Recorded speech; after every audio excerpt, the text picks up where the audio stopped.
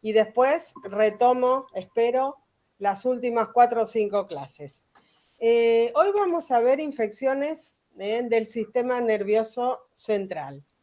Es un tema lindo porque les voy a explicar de una manera práctica lo que tenemos que hacer ante la urgencia. La urgencia de microbiología, si yo te pregunto en un parcial o en un final, ¿cuál es la urgencia? Es la meningitis. La meningitis es algo que el médico tiene que actuar ya y llamar al microbiólogo ya y al laboratorista. Ahora les voy a explicar cómo vamos a tener que hacer.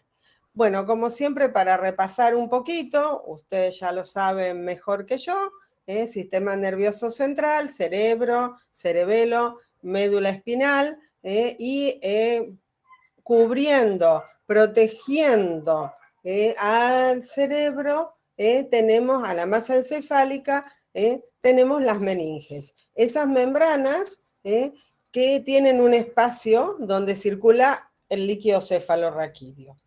Normalmente ese líquido cefalorraquídeo, la literatura dice cristal de roca, y nosotros siempre decimos eso. Hace poco me enteré por qué. Porque yo pensaba que era por alguna piedra transparente, como un diamante, algo así. Siempre me lo imaginé por ese lado, será mi lado femenino. Pero la otra vez estuve leyendo, y ¿sabes por qué lo dicen eso? Por el agua que brota de las vertientes, el agua que brota de la roca, que es agua pura, no contaminada. ¿Por qué? Porque el líquido cefalorraquídeo normalmente es estéril. No hay microbiota en el sistema nervioso central. Eso, por un lado, nos facilita el diagnóstico, porque cuando encontramos algo, salvo que sea una contaminación de una mala toma de muestra, cuando encontramos algo, es ese el diagnóstico. ¿Se acuerdan que la semana pasada en un coprocultivo, por ejemplo, en un cultivo de la materia fecal, yo les decía que era buscar una aguja en un pajar, buscar una Escherichia coli mala entre un montón de Escherichia coli buenas, entre un montón de otras bacterias buenas? Entonces es más complicado el diagnóstico. En este caso, no, porque es un líquido normalmente estéril. Lo mismo pasa, ustedes lo van a ver en el segundo parcial en un laboratorio de hemocultivos y líquidos de punción. Lo mismo pasa con la sangre, lo mismo pasa con el líquido pericárdico, líquido pleural, con la orina, con el líquido articular, que normalmente son estériles. Cuando encontramos algo es la causa, salvo contaminaciones. Bueno, ese líquido circula por el espacio subaracnoideo, los ventrículos y el canal medular, y tiene diferentes funciones. Esas funciones son fundamentalmente de protección, de amortiguar, algo mecánico, nutrir, porque conlleva determinadas nutrientes, eliminación de desechos, y también ofrecer una barrera de defensa contra los microbios posiblemente patógenos, que como ya dijimos, cualquier microbio, hasta el más banal, hasta el que no tenga muchos factores de virulencia, siempre alguno tienen, aunque no tenga, acá hace un desastre, porque se encuentra solo en un sitio húmedo, caliente, con nutrientes para producir una infección. Y otra cosa muy importante que nos provee, que nos ayuda el líquido cefalorraquídeo, es mantener una presión intracraneal normal. Ahora vamos a ir viendo que cuando hablamos de infecciones del sistema nervioso central, hablamos fundamentalmente de 3 grandes entidades. Meningitis, que todo el mundo conoce, la meningitis, y todo el mundo le teme porque sabe que es una infección grave. Encefalitis, puramente el tejido, la masa del tejido cerebral y los abscesos cerebrales. En orden de frecuencia. De todas maneras, por suerte, ninguna de estas infecciones son frecuentes. Vamos a ver primero encefalitis y abscesos cerebrales y vamos a dejar para el último el bocado fuerte, el plato fuerte de esta clase, que son las meningitis. De encefalitis vamos a decir que ¿qué tiene un paciente que tiene una encefalitis? ¿Qué tiene? Puede tener fiebre o febrícula. En general empieza con febrícula. En general es un comienzo insidioso. No es que el paciente hoy está en pleno estado de salud y mañana tiene fiebre y está desorientado. No, comienza de una forma leve, insidiosa. El paciente comienza a tener desorientación temporoespacial, a tener olvidos, trastornos de la memoria, puede tener trastornos de la visión, visión borrosa, ver doble, diplopía, y puede ir agregando alteraciones del sensorio. En general es un proceso lento. A veces hasta se confunde con un brote psicótico.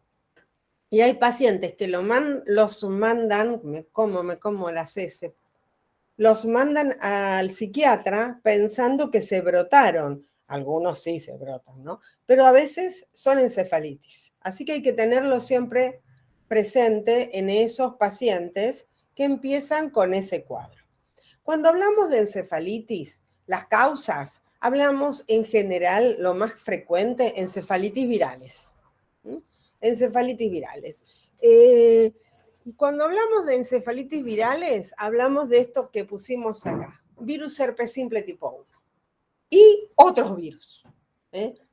¿Por qué? Porque la más común, por suerte, para el paciente, si hacemos diagnóstico rápido, es el virus simple tipo 1, tipo 2 también puede ser. Porque son primero los más comunes y después los que tienen tratamiento. ¿Se acuerdan que habíamos dicho que los virus herpes tenían un tratamiento específico, que es el aciclovir, y entonces ahí las encefalitis virales se diferencian en herpéticas y no herpéticas.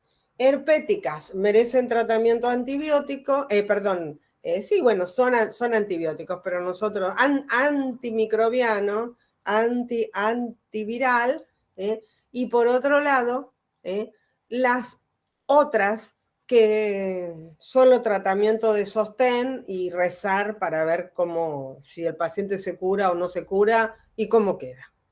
Por supuesto, siempre un diagnóstico precoz, un tratamiento precoz favorece la buena evolución de nuestro paciente.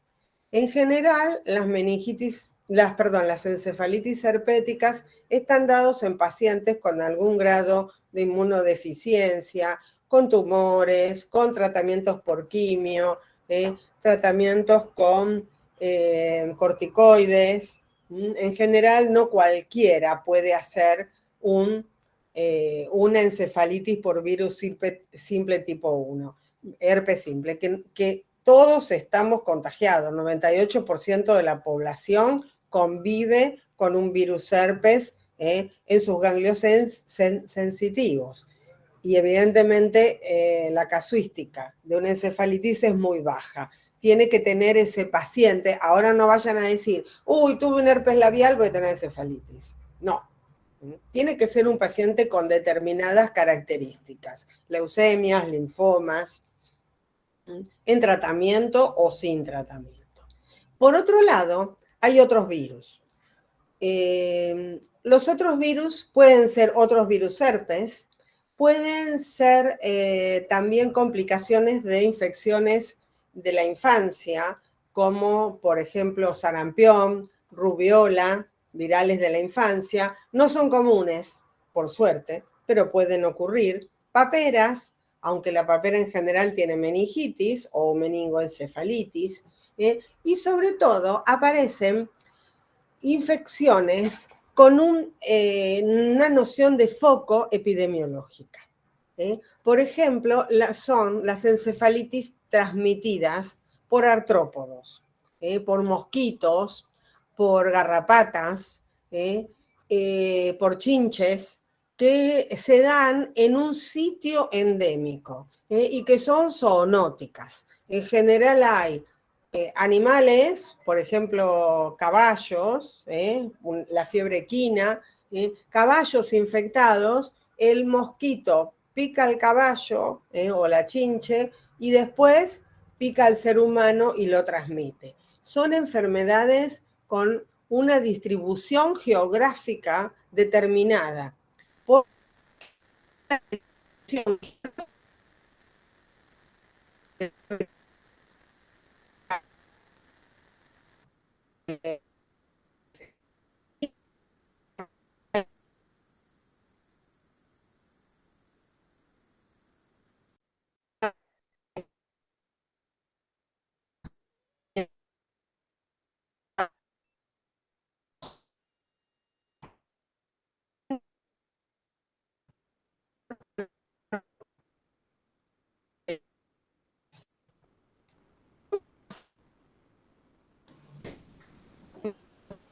Telma, perdón, se corta.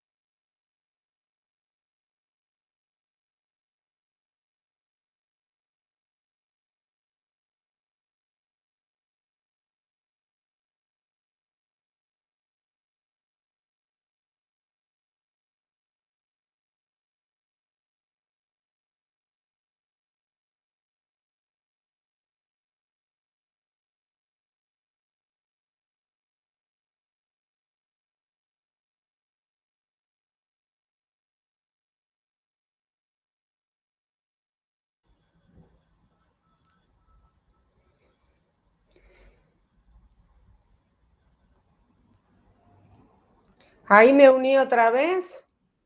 Sí, ahí estamos. Hago otra vez presentar. Sí.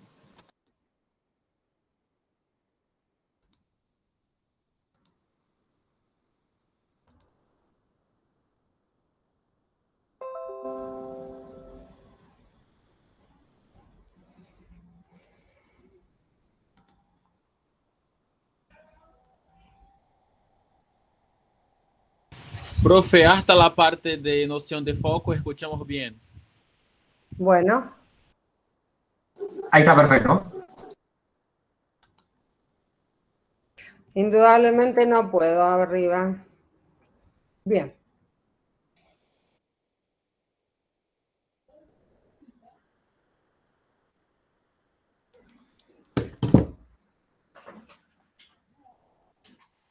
Entonces, hasta ahí escucharon. Ahora, ¿cómo hacemos diagnóstico de encefalitis?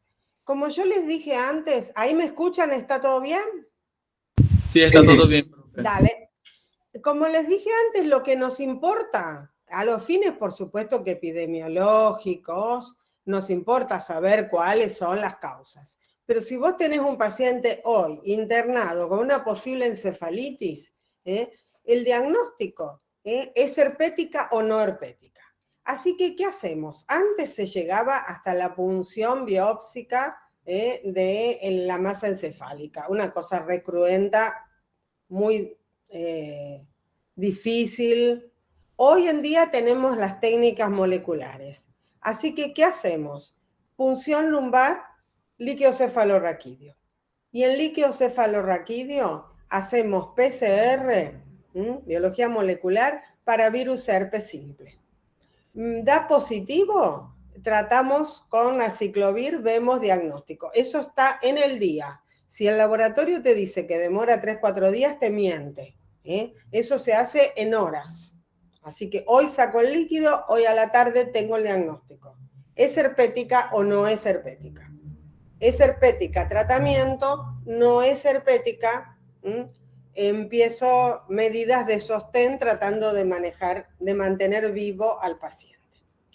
Otras de las causas de encefalitis que podemos tener son los hongos. Dentro de los hongos, cándida, que como siempre les digo, siempre queda bien, donde la pongan. Infecciones profundas, sistémicas, infecciones de tejidos, infecciones superficiales, subcutáneas, banales. ¿Quién tiene encefalitis por cándida? ¿Alguien que viene de la casa? No. ¿Tiene encefalitis por cándida? Uno de estos pacientes que habíamos hablado antes. Inmunodeprimidos severos, HIV, pacientes con múltiples tratamientos con antibióticos, pacientes que tengan catéteres de derivación, cirugías previas, quimio. Histoplasma capsulatum puede dar encefalitis muy rara en nuestra zona y también son pacientes con un grado de inmunodepresión. Para los hongos, lo que hacemos, en general, empezamos con líquido cefalorraquídeo como muestra y hacemos GIEMSA o GRAM como método rápido y cultivo. ¿Se acuerdan que las cándidas crecen en 48 horas, pero el histoplasma capsulatum va a crecer entre 3 y 4 semanas? Así que es muy importante acá el examen directo, ver, ¿se acuerdan esas levaduritas pequeñas dentro de los macrófagos?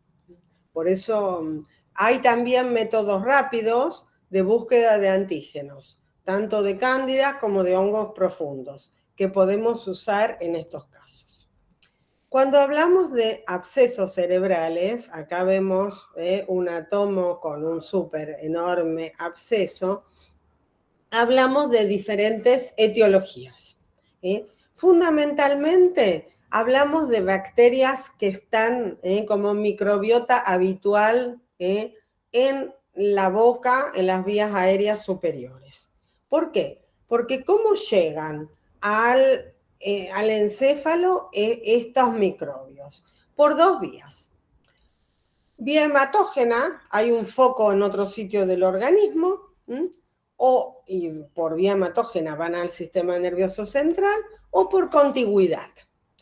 Por contigüidad desde procesos dentarios crónicos, infecciones crónicas, sinusitis, adenoiditis, otitis medias crónicas, y ahí por contigüidad pueden abrirse, llegar al sistema nervioso.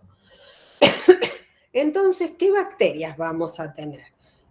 Estreptococos, estos estreptococos buenos, los grupos viridans, que no tienen muchos factores de virulencia, pero cuando están cerca, ¿se acuerdan que tienen una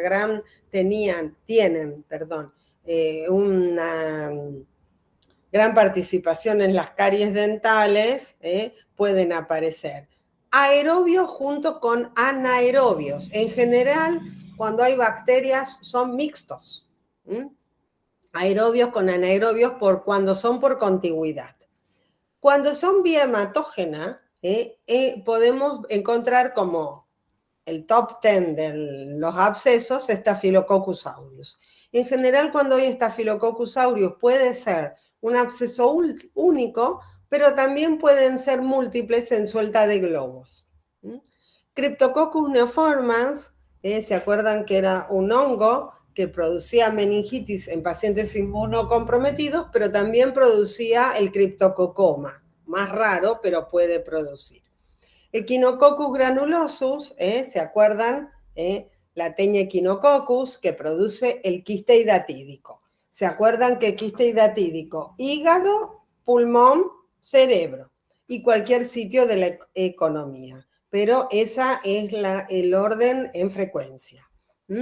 Y no se olviden de los pacientes diabéticos descompensados, con encetoacidosis diabética o con otras comorbilidades que pueden haber mucormicosis. ¿Se acuerdan que los mucorales, el mucor, los zigomicetos, son hongos ambientales que crecen muy rápidamente y que dan patologías muy graves en el sistema nervioso central? ¿Cómo hacemos diagnóstico de absceso cerebral? Punción. Punción aspiración bajo TAC, para lograr de esa manera el material del absceso.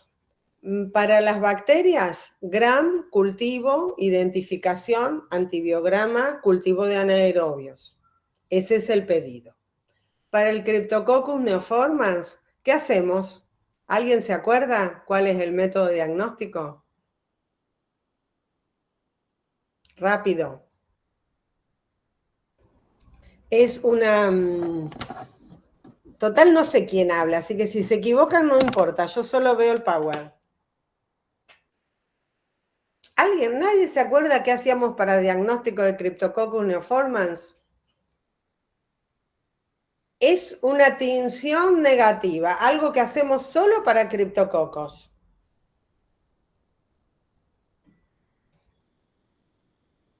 No me depriman, que estoy tratando de ponerle onda. La tinción El criptococo es una levadura encapsulada. A ver, dale, perdón. La tinción ácido base resistente, ácido alcohol resistente. No, eso es un Zil-Nielsen que se usa para bacilos ácido alcohol resistentes. Y el criptococo es un hongo, es una levadura que tiene la particularidad de tener una cápsula. Es la única capsulada, habíamos dicho, que infecta al ser humano. Por ¿Con eso, tinta china puede ser? Eso. Por eso lo que hacemos es una gota del pus o del líquido cefalorraquídeo, lo vamos a ver ahora dentro de un rato otra vez, y le ponemos una gota de tinta china. Lo miramos con 40 por al microscopio para ver la levadura con la cápsula alrededor. Cuando vemos, es una tinción negativa, teñimos el fondo todo de negro, y como la cápsula es polisacárida, la tinta china no la tiñe. Entonces, vemos como los farolitos chinos. Diagnóstico. Crecen de 2 a 5 días en saburó. Así que hacemos tinta china y cultivo. Identificación. Para el Echinococcus granulosus, si hacemos la punción, si las imágenes, tomografista nos dice compatible con histoplasma, con equinococcus, con quiste hidatídico, no hacemos punción.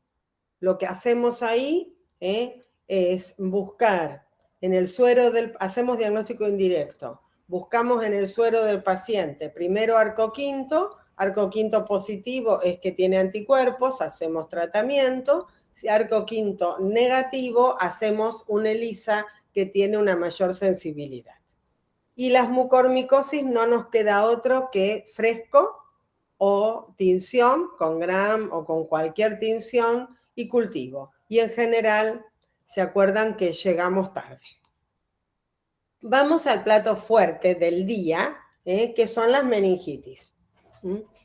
La meningitis las meningitis es la infección con microbios del líquido cefalorraquídeo. Por supuesto que la meningitis bacteriana es una urgencia en microbiología porque pueden ser mortales o dejar secuelas permanentes. Por eso hay que hacer un diagnóstico rápido, lo más rápido posible, para instaurar un tratamiento lo más rápido posible. Más rápido hacemos el tratamiento, diagnóstico y tratamiento, disminuye la morbilidad y la mortalidad de estas infecciones. ¿Qué tiene en la clínica un paciente? Cuando yo lo pregunto a esto en un seminario normal, todos me dicen rigidez de nuca.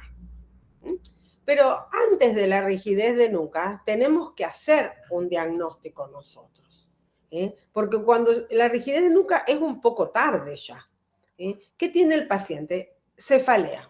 Un paciente que habitualmente no tiene cefalea, un niño, un adulto, grupos de riesgo, aunque cualquier edad se puede tener meningitis, cefalea. Fiebre. En general, la fiebre es de comienzo brusco, íctica, en picos, alta, sobre todo si es bacteriana, va a tener una fiebre 39, ayer el chico estaba bien, hoy comenzó con esa fiebre. No esperen esa fiebre del viejo porque no la va a tener. Puede después tener diplopía, ver doble, visión borrosa. Después instaura los vómitos en chorro centrales que no se preceden de síntomas digestivos, no tiene náusea, no tiene dolor abdominal, nada. Vómitos incoercibles en chorro porque son por afectación del centro del vómito y después la famosa rigidez de nuca. Sería bueno pensarlo antes de llegar a esto. El año que viene lo van a ver mejor que como yo lo digo. ¿Cómo llegan los microbios? Fundamentalmente llegan por vía hematógena, otro foco o de la propia microbiota, por ejemplo los neumo o los hemófilus, que van al sistema nervioso central. También pueden ser por infecciones de las vías respiratorias altas y, como les dije antes, también pueden ser por contigüidad, procesos dentarios crónicos, de infecciones crónicas, abscesos, sinusitis, otitis media. La gente dice, cuidado con la otitis, cuídate de la otitis porque si no se cura puede ir al cerebro. Viste que la gente lo dice. Hacen otitis media, mastoiditis y pueden hacer por contigüidad sinusitis. Y también pueden ser traumáticas, por ejemplo, un traumatismo por un accidente, o quirúrgicas, o por algún procedimiento, como por ejemplo colocación de catéteres intracraneales para evacuar el líquido cefalorraquídeo o válvulas en pacientes con hidrocefalia. Cuando hablamos de meningitis, hay dos polos, como siempre nos gusta a nosotros clasificar. Las meningitis purulentas, que el líquido cefalorraquídeo es purulento, opalescente, turbio. Y por otro lado, meningitis a líquido claro, que cuando vemos el líquido lo vemos normal, cristal de roca, o ligeramente opalescente con alguna secreción. Entonces tenemos el líquido turbio, turbio porque hay microbios que crecen, por la turbidez que dan los microbios, y por los leucocitos, polimorfonucleares porque tienen pus. Y por otro lado, las meningitis a líquido claro. Cuando hablamos de meningitis purulentas, a líquido turbio, hablamos que en general son bacterianas. Y esas meningitis bacterianas se pueden clasificar según los grupos etarios y según de dónde provenga el paciente. Cuando hablamos de neonatos, menos de 28 días de nacido, hablamos de causa de 3 microbios, que por supuesto, 3 bacterias, que por supuesto el recién nacido lo saca de la madre, porque es de donde provienen todos sus males, y toda la vida después van a ir al psicólogo a quejarse de las madres. Ya les va a pasar que ustedes se quejarán de las suyas, y ya les va a pasar que sus hijos se van a quejar de ustedes, por más que lo hagan todo bien. Cuando hablamos de meningitis neonatal, bacteriana, hablamos de enterobacterias. Y dentro de las enterobacterias, Escherichia coli. ¿Por qué? Porque la Escherichia coli es la más común en el intestino.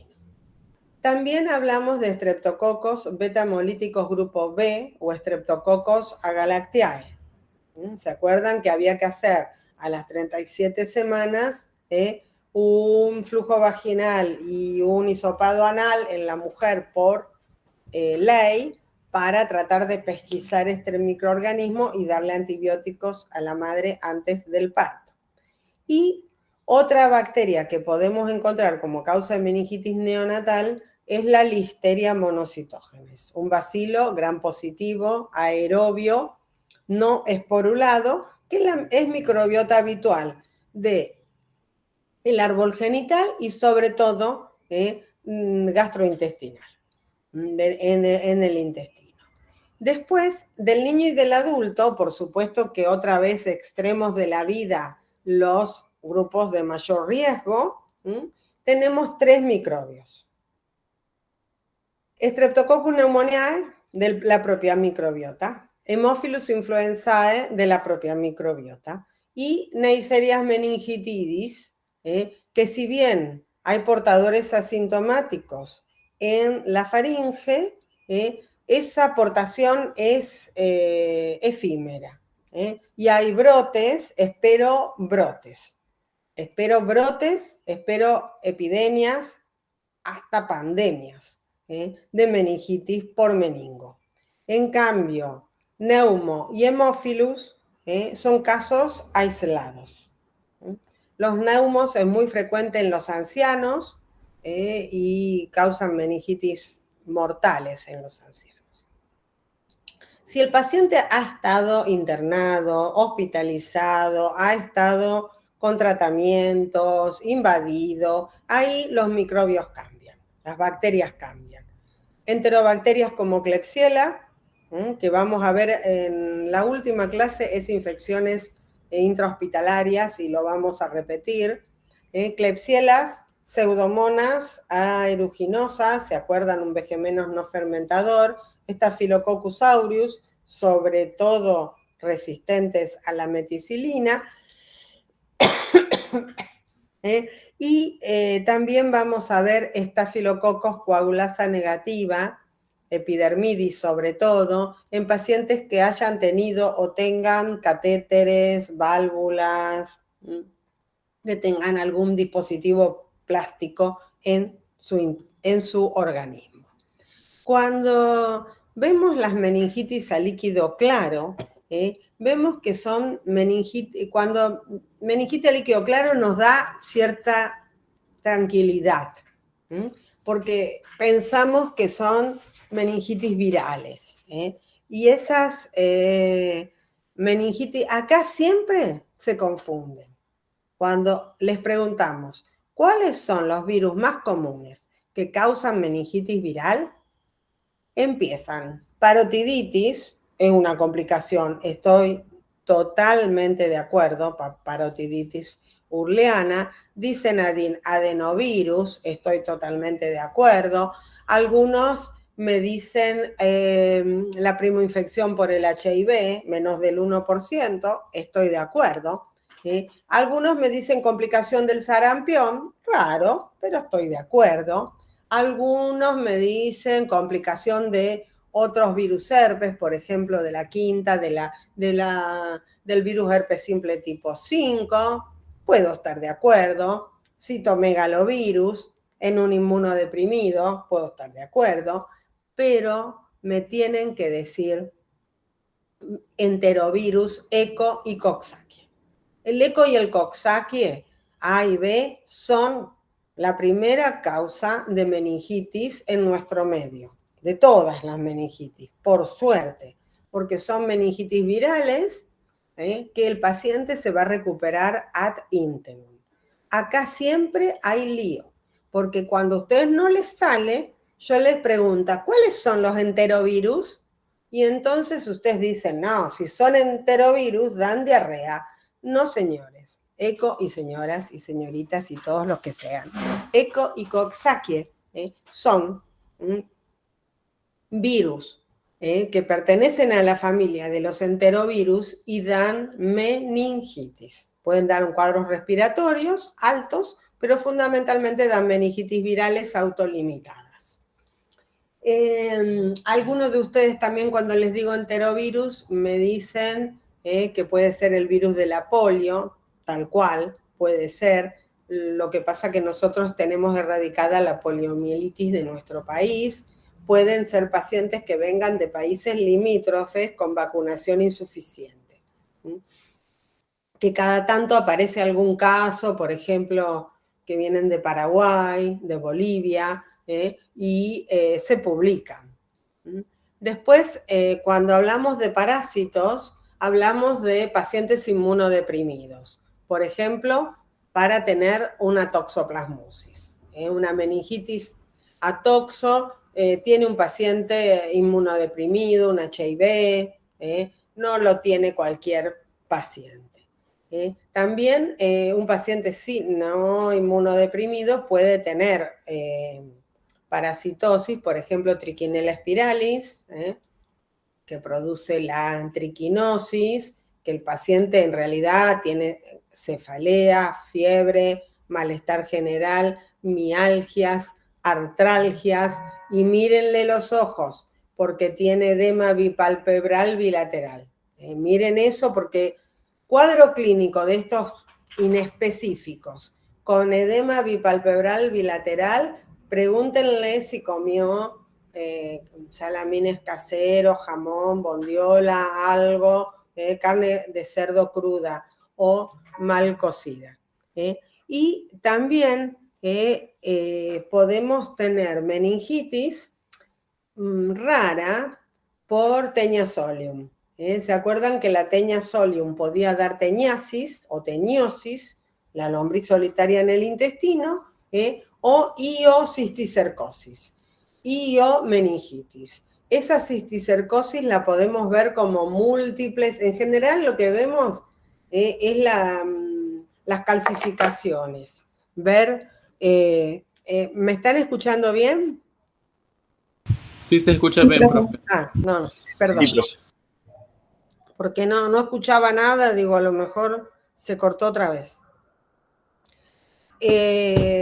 Podemos ver las microcalcificaciones que se producen después que esa larva enquistada se muere, porque como nadie come hombres, ponele, creo, nadie come la larva y por lo tanto se muere. Y una pregunta de examen, que a mí cuando yo preguntaba micro solo, y por supuesto los pacientes, iba a decir, los alumnos sabían, eran buenos, les intentaba sacar, ¿puede haber meningitis bacterianas a líquido claro? Linda pregunta. Sí, Mycobacterium, sobre todo Mycobacterium tuberculosis, la complicación temida mortal de la tuberculosis, y también las brucelas. Brucella suis, abortus y melitensis pueden dar meningitis.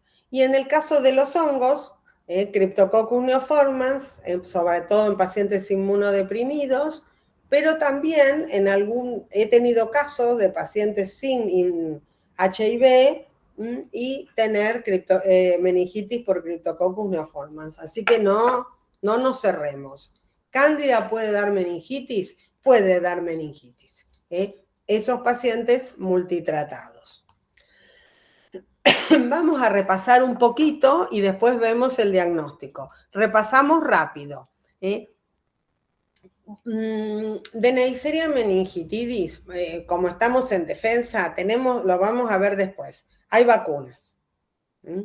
Y otra manera de prevención es dar antibióticos a los convivientes, porque se acuerdan que era un brote y que por gotas de flush habíamos contagiado a nuestros convivientes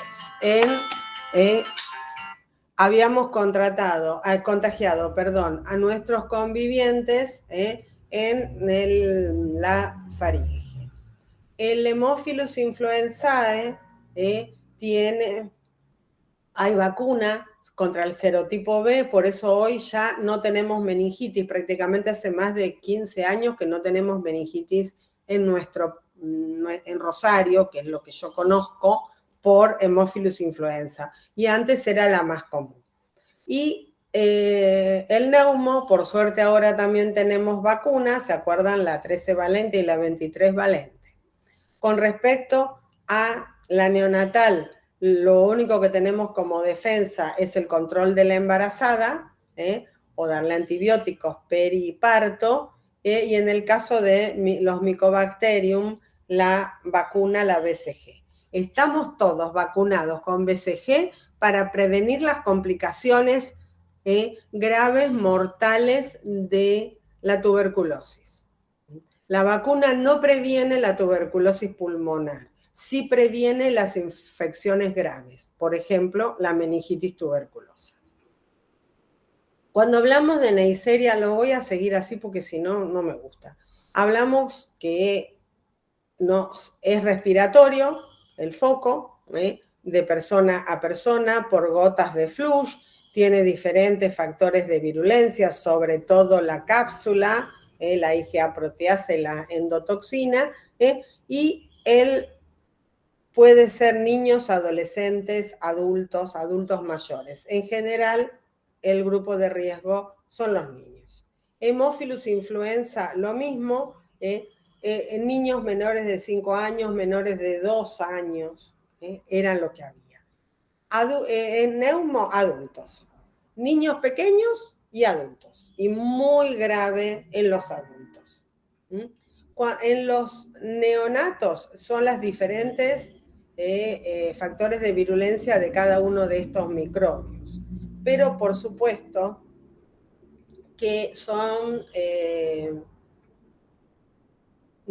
el neonato siempre es un inmunodeprimido, siempre se comporta como un inmunodeprimido, y que cualquier bacteria que llegue a ese líquido produce una infección. Para Mycobacterium tuberculosis siempre hay un foco en otro sitio, respiratorio, renal, genital, digestivo, seroso, articular, y después produce la meningitis.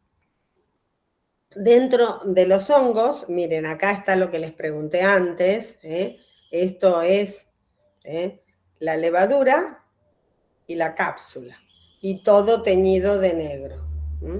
También puede haber hongos profundos como Coccidioides igniti, histoplasmas, paracoccidioides, y en general el Cryptococcus neoformans, la vía es respiratoria, inhalatoria, de heces de las aves.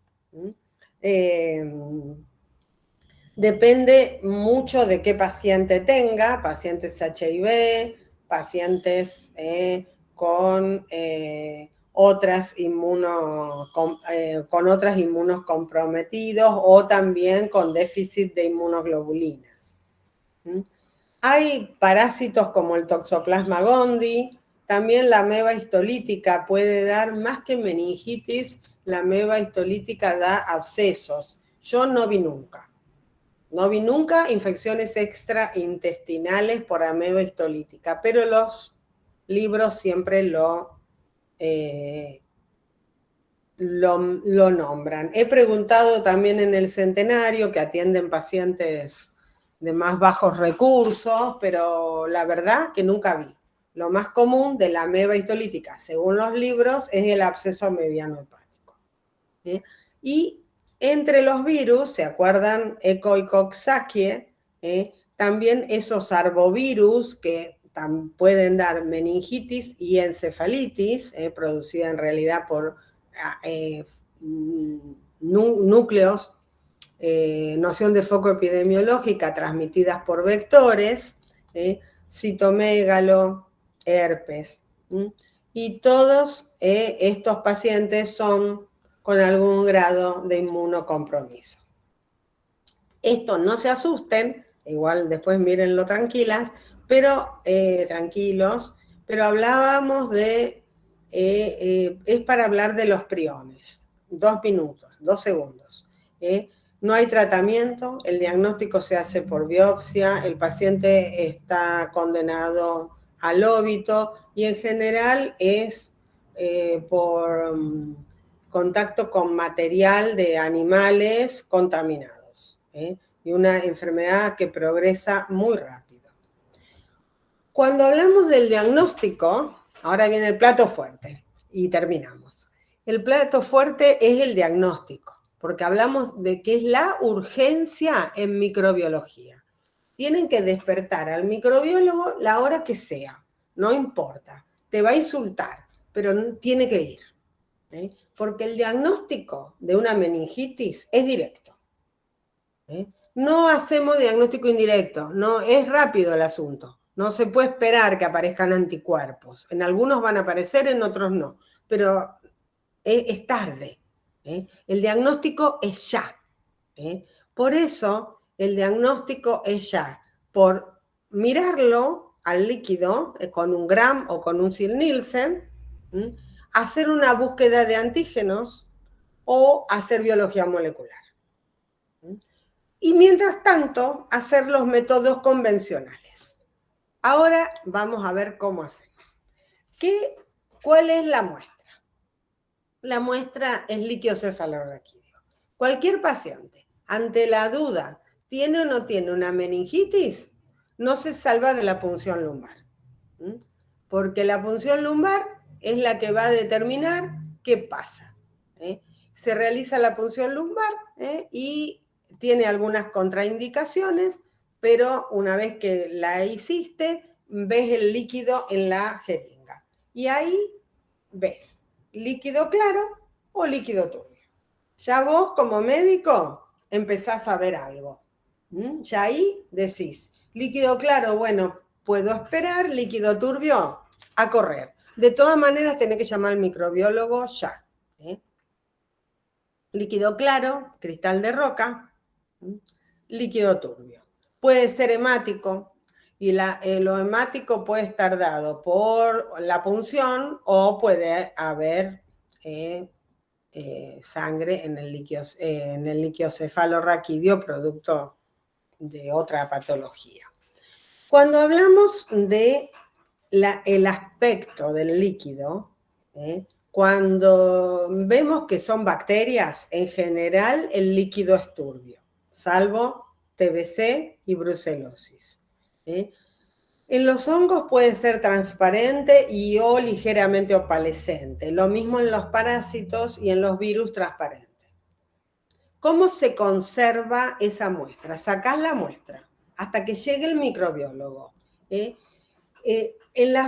el turbio es urgente, porque esos leucocitos siguen rompiendo las bacterias. Pero aparte de eso,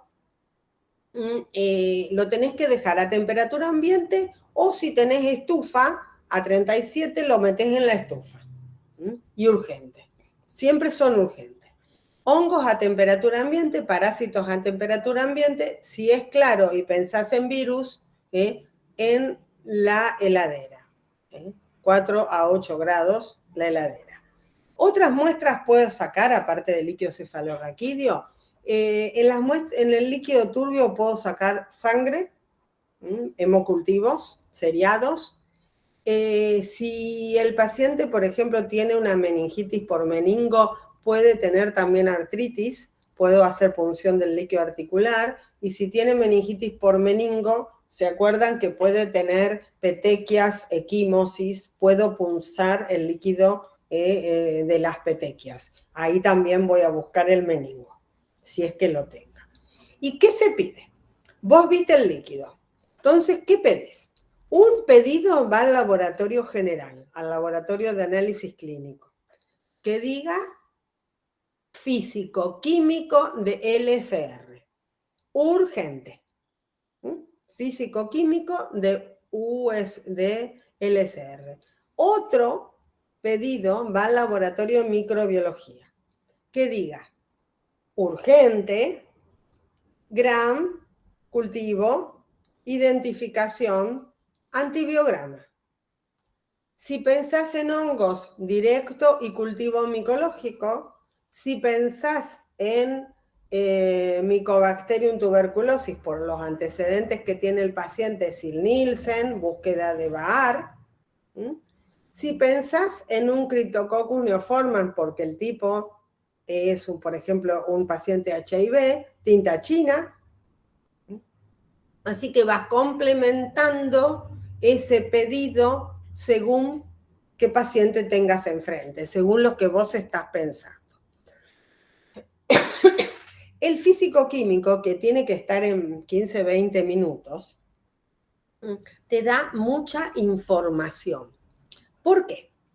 Porque en el físico-químico del líquido cefalorraquídeo, de una meningitis bacteriana, líquido turbio, la gran mayoría, ¿qué va a pasar?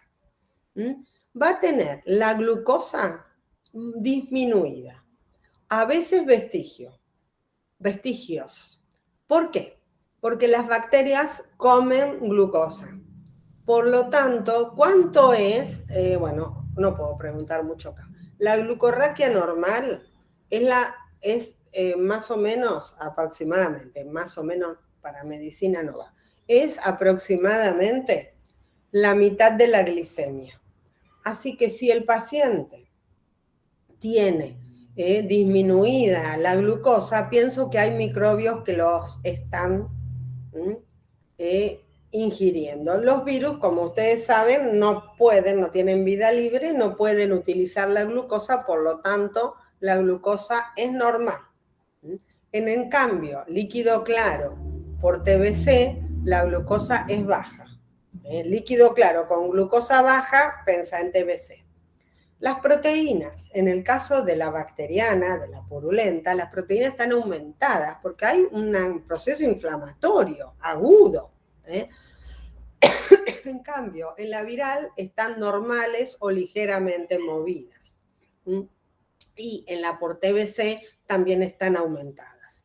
El recuento de leuco, algo muy importante. Fíjate, lo normal de 0 a 5 leucos por campo. Fíjate, en la bacteriana, entre 100 y 5.000 leucocitos polimorfonucleares. En las virales, de 10 a 300 leucocitos.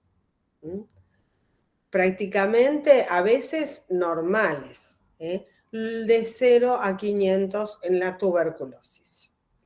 Y otra cosa muy importante que te da el citoquímico es el tipo de células. Están tocando el timbre, no voy a atender. Por eso me gusta más arriba porque no me escuchan. Cuando habla, normalmente hay muy pocas células y son mononucleares. En el caso de las bacterianas, son muchas células y neutrófilos, polimorfonucleares. Es una inflamación aguda. En el caso de las virales hay linfo, mononucleares, y en el caso de la TBC también. Por eso ven ustedes que el líquido cefalorraquídeo, el físico-químico te dice, doctora, vaya a buscar que su paciente tiene una meningitis bacteriana. ¿Cuál? No te dice. ¿Son neumo? ¿Son hemófilos? ¿Son meningo?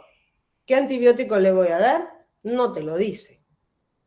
Para eso es que nosotros hacemos el análisis microbiológico. Porque con el GRAM tenemos una gran información, parafraseándolo, valga la redundancia, de cuál es el microbio. Porque miren ustedes, ojalá lo puedan ver bien, en el cañón se veía mejor, cuando hablamos de diplococos gram negativos intra y extracelulares dentro de los leucomeningos, pequeños bacilitos gram negativos, cocobacilos gram negativos, hemófilos, y diplococos gram positivos, lanceolados en llama de vela, hablamos de neumos. Como verán ustedes, las tres morfologías son completamente diferentes. Y el GRAM le da al microbiólogo, al médico tratante, una gran información de cuál es el motivo, cuál es el agente etiológico. Por eso es una urgencia, por eso ya tiene que venir. Por eso te tiene que ya hacer un GRAM que demora 20 minutos, media hora y decirte. En el caso de la meningitis tuberculosa vemos los bacilos ácido alcohol resistentes, color rosa, fucsia en un campo azul.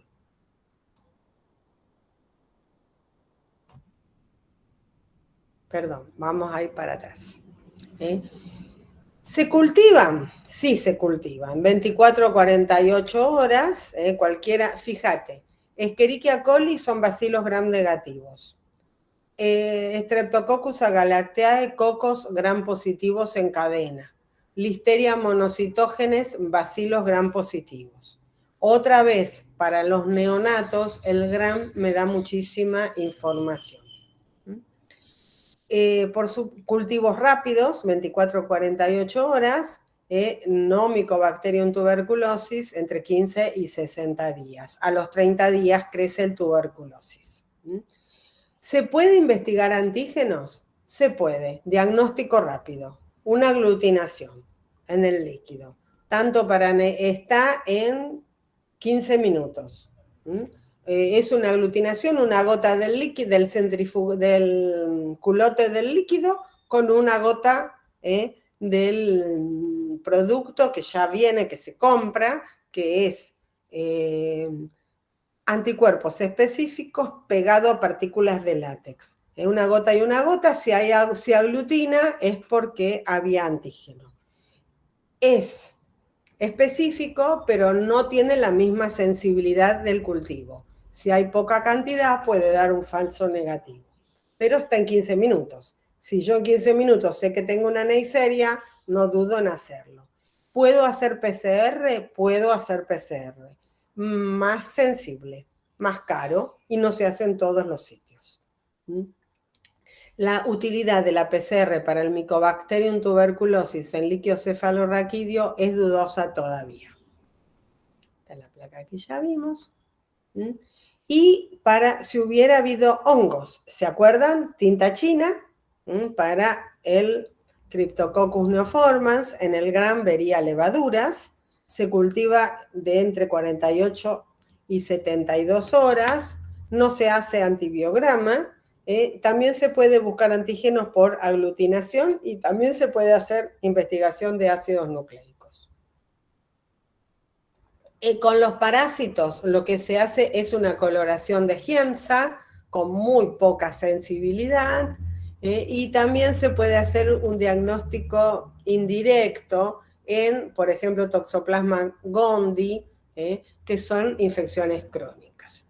Y en los virus se hace PCR.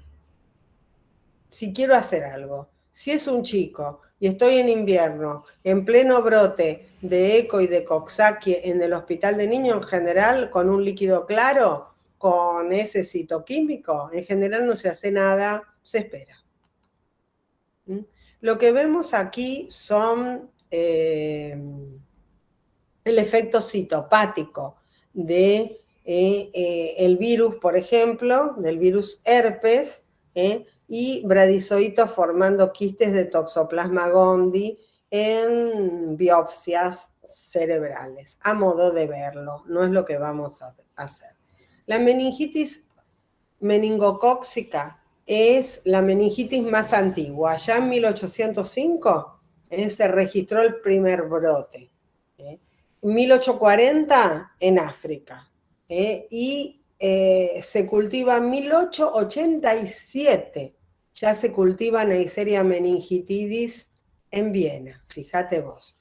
Pero en el siglo XX aparecen el cinturón del riesgo, ese cinturón de la meningitis en África, donde subsahariana, donde es endémica. Y de ahí se distribuye a todo el mundo. Hay diferentes serotipos, ¿se acuerdan que lo habíamos visto cuando vimos meningococo? Que hay diferentes serotipos y desde el punto de vista epidemiológico es bueno conocer qué serotipo tenemos para ver si estamos frente a un brote o un caso aislado, o un brote epidemiológico, una epidemia o una pandemia. Aquí son los serotipos más comunes que se ven. Nosotros tenemos B y W en poca cantidad. Hoy, como estamos vacunando contra el B, se piensa que puede haber un aumento del W. Fíjate lo que pasa en nuestro país. Los síntomas son los mismos síntomas que tenemos, pero añadimos petequias, equimosis, epístasis. También aparecen equimosis en las grandes zonas del cuerpo y las convulsiones como último. Esto es un caso muy grave de un nene. Muchos de estos casos son mortales. La protección contra el meningo, tenemos varias vacunas de polisacáridos conjugados y no conjugados, a partir de la membrana externa, y la recombinante B, que es la que estamos usando nosotros ahora en nuestro país.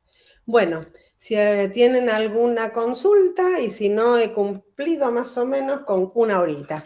Si tienen algo para comentarme, y si no, bueno, les deseo que rindan bien y nos vemos dentro de 2 semanas.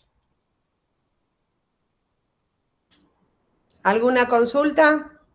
¿Se fueron De todos? mi parte no, profe, gracias. No, ¿Se agotaron? claro.